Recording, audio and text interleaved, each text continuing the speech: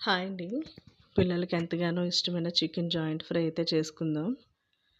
ముందుగా చికెన్ బాగా కొంచెం గల్లుప్పుతో కడిగేసి పక్కన పెట్టుకొని, ఒక గిన్నెలో చికెన్ తీసుకొని, ముందుగా వాటికి రుచికి సరిపడగా ఉప్పు, కారం, తర్వాత అల్లం వెల్లుల్లి పేస్ట్, పెరుగు, ఆచి చికెన్ మసాలా ఇవన్నీ వేసుకొని బాగా కలపాలండి.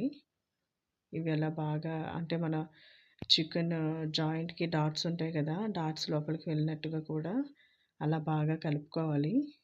చూడండి ఎంత బాగా ఎళ్ళిందో. అలా నీట్‌గా కలుపుకొని ఒక 30 నిమిషాలైతే పక్కన పెట్టుకుందామండి.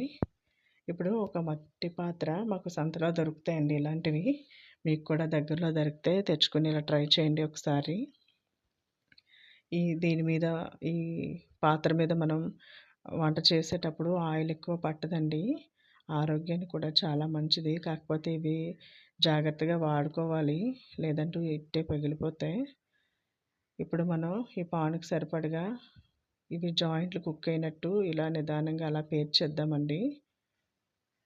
అలా అన్నీ పేర్చేసి పాన్ మీద ఒక 10 మినిట్స్ మూత పెట్టేసి అలా లో ఫ్లేమ్‌లోనే మనం కుక్ చేసుకుందామండి.